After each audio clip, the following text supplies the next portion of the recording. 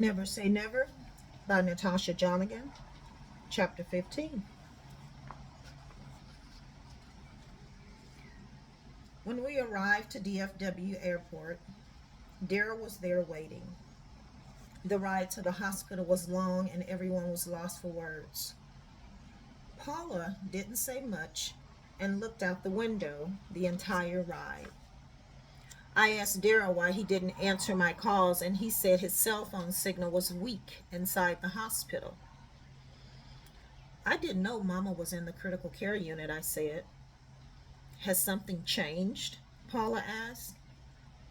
Daryl explained that Mama's heart stopped beating and the pacemaker was not functioning properly, so they took her to emergency surgery. We arrived at the hospital and parked in the garage and headed to the 10th floor. The smell of hospitals made me sick, and I hated visiting them. When we walked inside Mama's room, it was empty and the bed was made.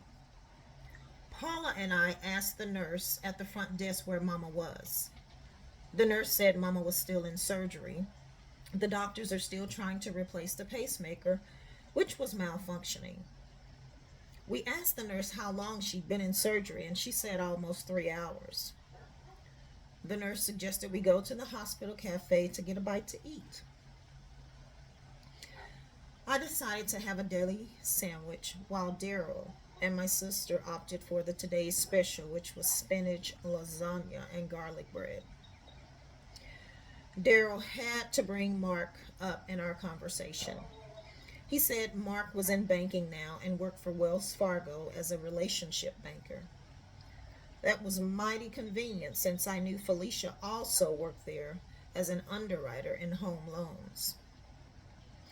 Daryl also told me they moved to Little Elm in a new home. I couldn't be happy for them. They were both living my dream, but yet I was still curious to hear more. So, who are you dating these days, honey? Daryl asked. I couldn't mention Ron, but I also wouldn't call that dating. I'm actually seeing a cornerback who plays for the Atlanta Falcons. Who, child? Kevin Long, Paula said. Well, gosh, I was about to answer him myself, I said. He's a cutie, too. I think my old college roommate knows him. I'll do some investigating for you, Daryl laughed. I told Daryl it wasn't that serious and I didn't need his services. Paula disagreed, teasing me about all the times Kevin and I spent together.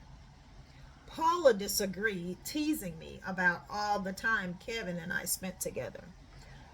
Little did she know that time was divided between him and Ron. Mama's best friend walked by the cafe and Paula waved her down.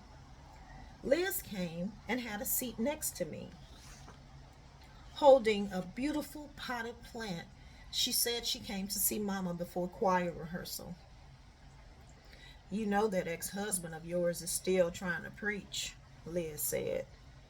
Really? Paula replied before I could. I'm sorry, but I don't care to hear anything about Mark right now. I didn't mean to offend you. It won't happen anymore, baby, Liz said. Why don't we go up now to check on Auntie, Daryl said, trying to change the subject. As we cleared the mess from our table, Liz whispered in my ear that she was very sorry. I nodded my head and smiled politely.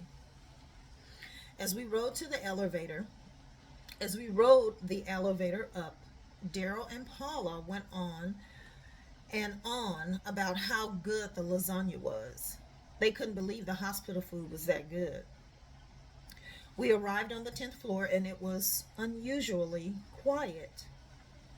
We walked to the nurse's station and asked for a status on Mama's surgery. With a bit of hesitation, she excused herself to get the doctor to speak with us. We waited patiently around the nurse's station. An older Indian doctor approached us with inviting big brown eyes. His jacket was clean white and starched down. He introduced himself as Dr. Patel and shook each of our hands. Your mother suffered some complications, Dr. Patel said with genuine eyes. A large part of her heart stopped working, and the pacemaker didn't react. We did everything we could in surgery, but there was so much damage to her heart. Dr. Patel paused. I'm sorry, but your mother didn't make it. My body went numb as I was in disbelief. Was I hearing him right?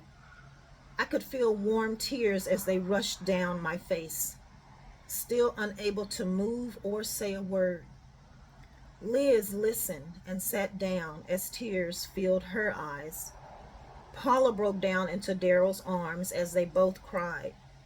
He tried comforting her as Dr. Patel tried to console us. Mama was all I had left. Sounds of deep sadness escaped my lips, and I couldn't control it. My body became weak, so I took a seat in the waiting area. Dr. Patel said a hospital administrator was coming to speak with us. When I looked up, the chaplain was standing beside him.